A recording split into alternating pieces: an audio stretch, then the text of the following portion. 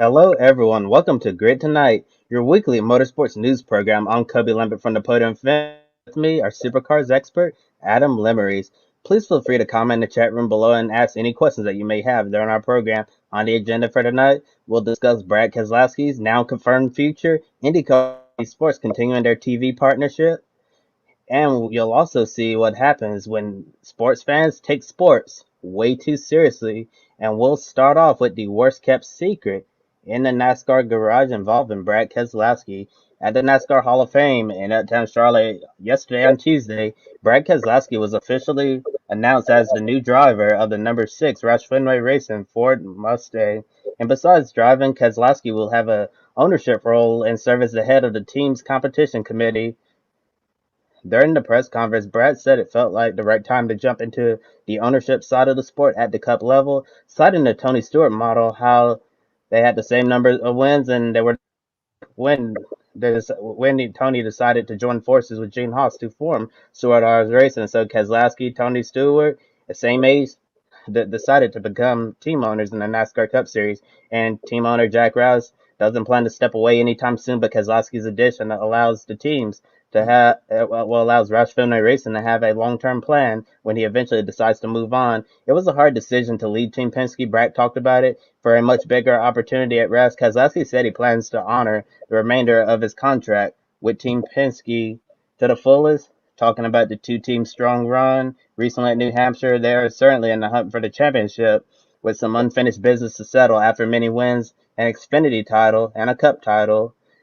Keselowski says this big dream of his, taking the next step in his career, made it worth leaving such a legendary organization like Team Penske. First question, Adam, Brad Keselowski has high expectations for Roush Fenway Racing. He wants them to return to the level of competing for race wins and championships. He even said he feels like they could be the best team in NASCAR. Will the reset with the next gen car allow those dreams to become a reality? What will it take for Roush to make it back to the top? Well, first of all, I want to say congratulations, Brad Keselowski, on this announcement. And and as viewers may know, I've been watching NASCAR for a long time. So Jack Roush has had a long success in NASCAR, going back to the first driver he ever had, which was Mark Martin. And as we all know, he had a lot of wins with Roush, contended for championships, and I believe with this announcement, you'll see the same thing again. Um, I, I'm really happy to see Brad Keselowski with Roush. I believe now you want to We've talked about the dominant three teams in NASCAR right now: Hendrick Motorsports, Team Penske, and, and Joe Gibbs Racing. Well, you may just have to add a fourth team to that come next year, Roush Fenway Racing, because with Brad K in the number 6 car, oh, you know he'll go out and win. And you know he'll compete for championships in that seat. I wouldn't be surprised if now with Brad Keselowski going in the 6 car, don't be surprised if he wins a lot more races and contends for many, many more championships down the road. Yes, and it would certainly be incredible if Brad Keselowski is able to take Roush Fenway Racing take Roush Fenway Racing back to the. I do think with the next gen car coming in, we could certainly Fenway Racing take some steps forward to becoming a weekly contender. And I know in recent years they haven't really shown as much speed as they have, but they're continuing to rebuild that program. Cars are getting faster. Even Chris Buescher was very competitive earlier in the year at Homestead. Since then, Roush Fenway's kind of fallen down the order a little bit in terms of performance, but I'm sure Brad has a lot of plans that can take Roush Fenway Racing a lot further into with the next gen era. I think we'll definitely see the same currently today still be competitive, and a lot of the back markers run at the back of the grid. I still think they'll still be the back markers, but I think the competition will get a lot closer, and we might see a few surprises in 2022, and that very well could be Roush Fenway Racing if they hit it off right with the next gen car. And Brad's future in NASCAR is set now, likely to drive for at least another 5 years, maybe longer, depending on how competitive he is. He'll finish his driving career at Roush, be a team leader in ownership, really get deep into the business side, and have a place in the sport after he retires from driving. Adam, you've been following NASCAR for a long time, as you mentioned, and I'm sure you remember the glory days of Roush Fenway Racing when they were a top tier organization. And after the departures of Carl Lewis and Matt Kenseth, Roush really started to lose on-track performance, and they've been working really hard to return to the top since. And later down the road, Keselowski mentioned he's interested in a Truck Series or Xfinity Series program, and we all know Roush Fenway Racing has a lot of history in those series. And Brad has an eye for talent from the days of Brad Keselowski racing in the NASCAR Camping World Truck Series. He had the likes of Ryan Blaney, Tyler Reddick, Daniel Hemrick, Ross Chastain, Austin Cindric, and Chase Briscoe drive for him. All of those drivers either currently racing the Cup Series, have raced in the Cup Series, and Austin Cindric going to be racing full time in the Cup Series next year. So Brad, all of those drivers he had drive for him, he certainly knows talented drivers when he sees them. And his teammate for next year, standing in number 17, Chris Buescher. And Buescher moved all the way up to the Cup level after spending years as a Roush development driver. And I'm sure Brad Keselowski sees driver development as a big part of racing. That I know he developed a lot of great drivers there at Brad Keselowski. Roush developed quite a driver in Chris Buescher who took them to an Xfinity championship. And I'm sure down the road we'll likely see a truck or an Xfinity Series program, and maybe we'll even see both. And Buescher, going back to him, says he's really excited about the energy and championship mindset Brad will bring to Roush Fenway Racing. And here's the question: how can Chris Buescher take the next step in his career, especially having a championship-winning driver with a perspective to lean on?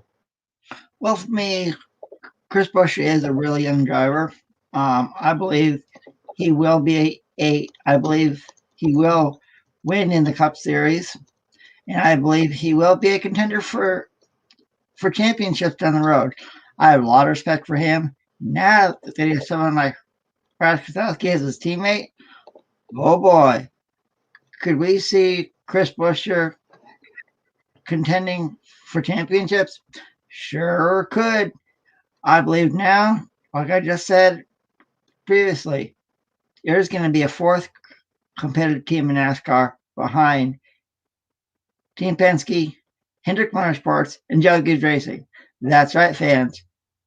Jack Roush is back, and he's got a really good driver in Brad Keselowski and a young driver in Chris Buescher. They will be contenders. Yes, contenders in 2022 for the NASCAR Cup Series championship. Don't be surprised if one of them goes on to win the Daytona 500 or a major NASCAR race next year.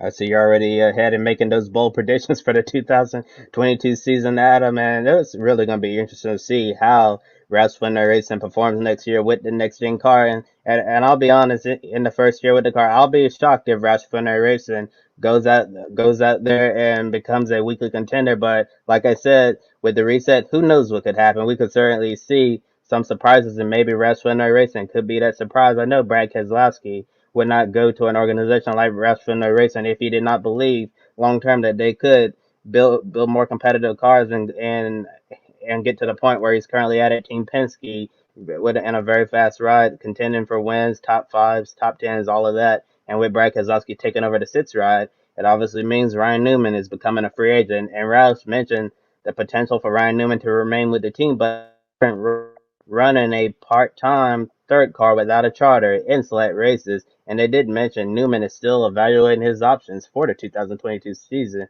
In your opinion, what's next for Ryan Newman's racing career? Well, for me, I believe he will stay in the Cup Series. And I don't believe the NASCAR silly season news is just over with yet.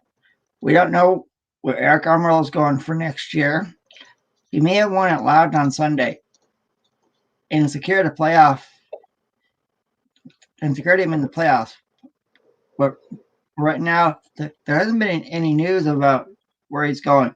To me, Ryan Newman, he deserves to be in the Cup Series.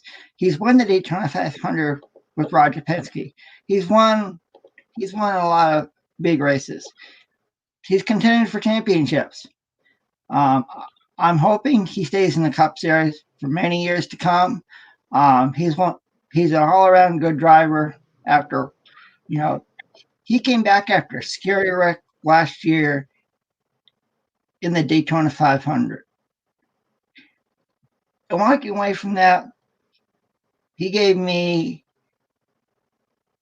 was incredible to see.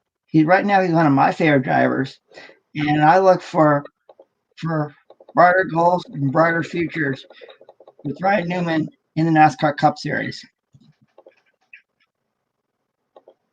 To be honest with you, Adam, I'm not really sure where Ryan Newman would land right now in the Cup Series, and if they're able to make that third car at Roush work out for him in select races part time, I think that would be fantastic. He'd be able to spend more time with his kids and race the races that he wants to race, depending on sponsorship. I think that would also be a great option, but I'm wondering if there's any other options in the Cup Series that are going to be available. I know if the second car at 2311 Racing that's been rumored. If they're able to secure a charter, it seems like Kurt Busch is a front runner for that. And Trackhouse, I think an organization like that would really benefit from a veteran like Ryan Newman to help get their program jump started. But it seems like Ross Chastain is the leading contender for that seat. But otherwise, maybe if there is a seat in less competitive equipment, and Ryan Newman just wants to stay in the Cup Series, I'm not sure if you would rather take that option, maybe get in a car that can run an average of 20th, 25th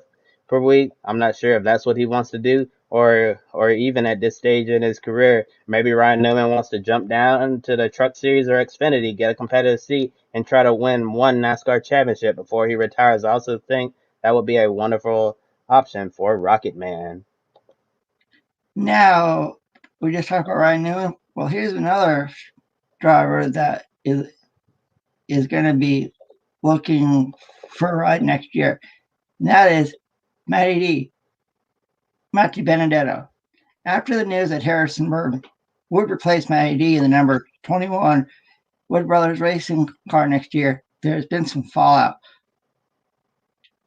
Benedetto posted a video with his frustrations and displeasure over Roger Penske, saying he will not allowing him to continue with the team after next year.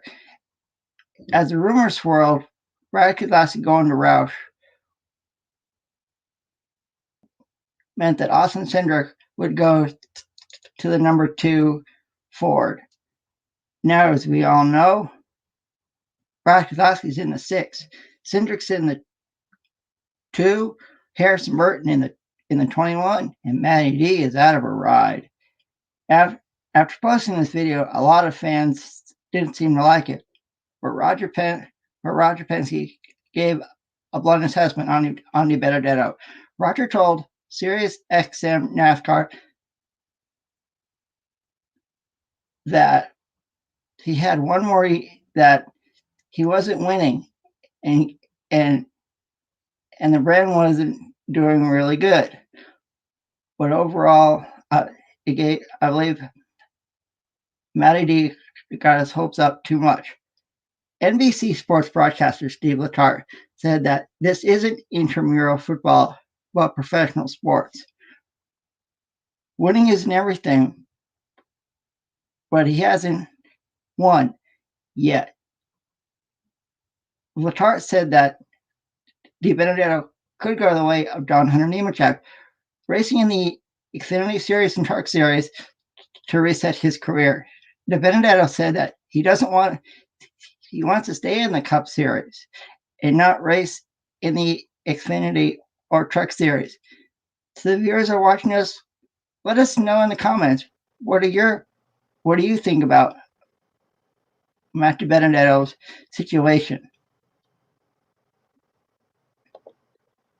After England lost the 2020 Euro soccer title to Italy, three black players on England's team received lots of racist comments and backlash on social media. Their missed penalty kicks effectively cost England the title, and fans were very angry. First and foremost, I understand there's a lot of emotions involved in sports, no matter what level.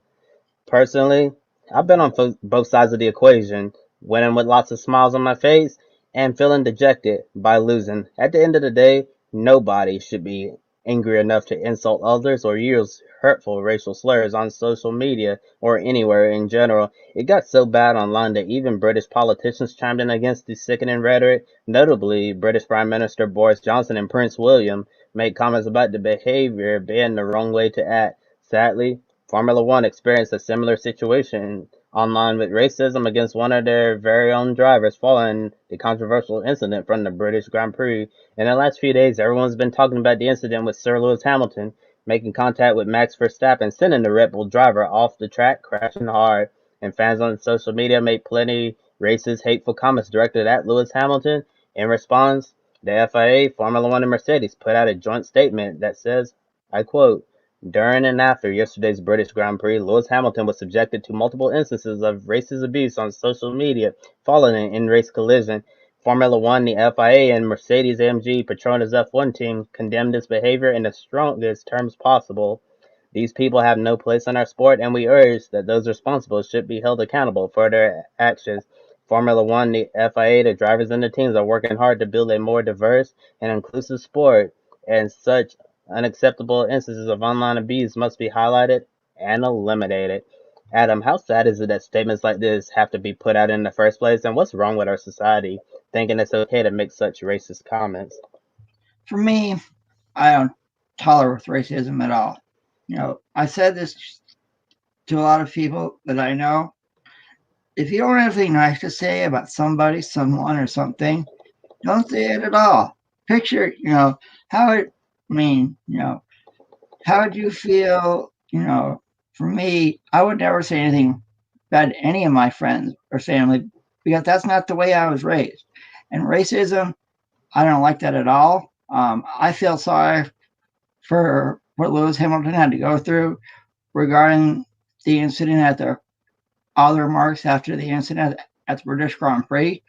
Um, I'm looking forward to seeing what he has to say. Um, I don't, I do not like racism at all. I will not tolerate it. And overall, I feel sorry for all the fans that have had to go through this. Um, we we live in a society right now that you know that unfortunately we do have to deal with racism, and and it's a sad situation. I don't like it. I never have liked it, and I never will like it. We should all live. We should all live peacefully and be treated the way you want to be treated. Absolutely. I totally agree with everything that you said. We should always treat people how we want to be treated.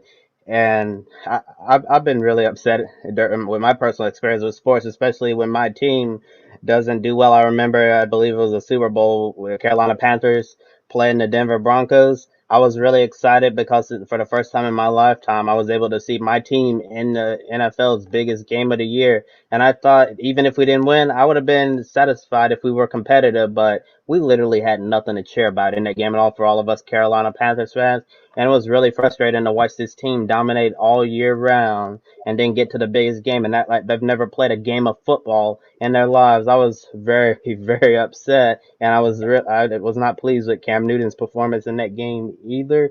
And also, I remember the national championship game between North Carolina, the Tar Heels, and Villanova Wildcats when Chris Jenkins from Villanova hit that game winner. It was a buzzer beater at the end to beat Carolina, and I'll be honest, I was devastated, absolutely devastated, but not once I think about attacking those players on social media, making nasty comments, and just any situation of anger I felt involving sports or anything. Not once have I thought the first thing that's going to come out of my mouth is a racist attack or something else along those lines. And I think for anyone out there, if the first thing that comes to your mind when you're angry at someone, whether it's a friend, somebody you don't particularly like, or something that happens in sports, if the first thing that you're thinking about is to attack them with a racist comment, I think your heart is in the wrong place and you really need to reevaluate your life.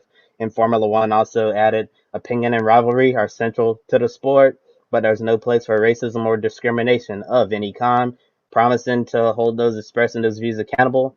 Red Bull, McLaren, Williams, Aston Martin, AlphaTauri, Alfa Romeo, and Alpine all responded, showing support for Lewis Hamilton and taking a stand against racism in statements.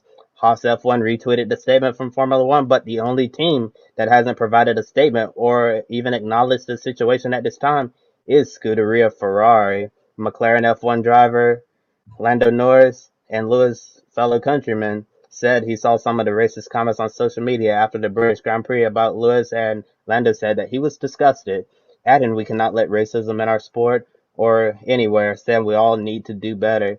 Did Lando make the perfect statement, and how can we all do better to fight online racism? Lando made the perfect statement. And what we needed to do to online racism, for me, if you're online, think about what you're going to say to somebody before you say it. It doesn't matter what social media platform it is. Facebook, Twitter, Instagram, TikTok. You need to have a joyous heart. And like I just said, if you don't have anything nice to say on social media, you don't need to say it at all. Social media is supposed to be a fun experience. With me, thanks to social media, I've been able to reconnect with friends that I went to school with in New Hampshire. I've made friends on social media like Kobe, Joe, Daniel, Matt, and everyone here at the Grid Network. They've treated me with a lot of respect.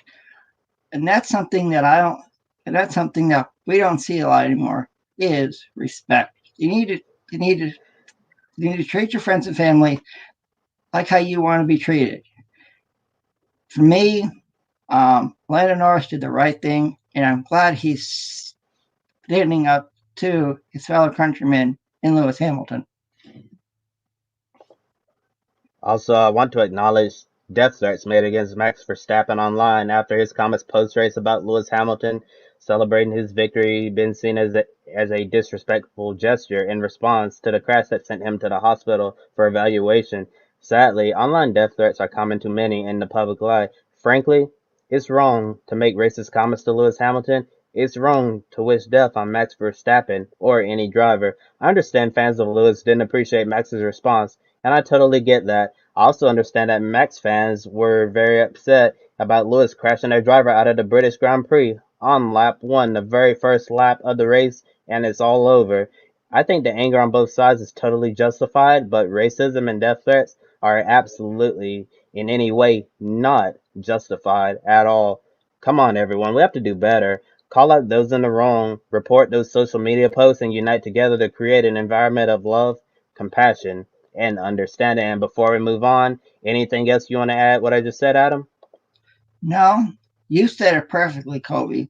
And I've enjoyed talking about this. We need to see more peace and love and harmony in this world. There's too much hate. There's you know, we need to see where people like each other, love each other, not hate. We need to see more getting together, making a joyful noise and not a hateful noise. And it's funny you mentioned things joyful because after the speculation about a potential move to CBS Sports, IndyCar is going to be sticking with NBC Sports, signing a multi-year contract extension to broadcast the IndyCar races. Next year, 13 of those races will be shown on network television, NBC, while the remaining races will be shown on USA Network and Peacock streaming. Peacock will stream all the races, qualifying and practice sessions, and Indy Lights.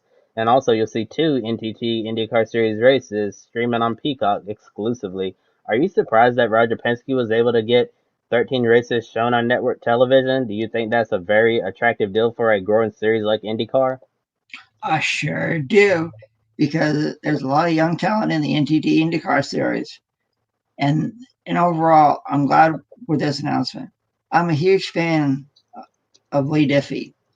To give the viewers some perspective, he's from Australia, and one of the first series that he covered was, you got it, the Repco Supercar Series.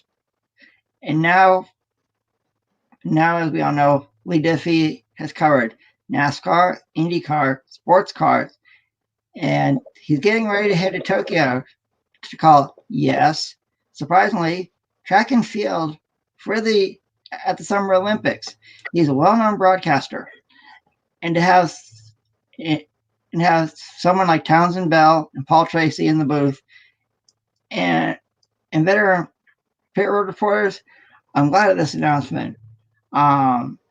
Regarding what races that will be shown on Peacock, we can all think about it, but when we see the schedule for next year, we'll know. I'm very happy with this announcement, and I can't wait to see the NTT IndyCar Series on the NBC Sports family of networks in 2022. And last week it was announced that IndyCar will begin a partnership with Motorsport Games, with an IndyCar video game arriving in 2023 for Xbox, PlayStation, and PC. For the first time since the 2000s, we'll see a game completely dedicated to IndyCar. And Motorsports Games also has the rights to NASCAR, the British Touring Car Championship, and the 24 Hours of Le Mans. And with IndyCar's ratings and popularity increasing, how will a video game bring even more eyes and attention to the series? For me, it'll bring with this video game, you'll be able to drive cars you see on TV. It'll be really cool. It'll be a really cool game, and yes, I will be buying it. Yes, I think it's very exciting that we have an IndyCar game finally after all of these years.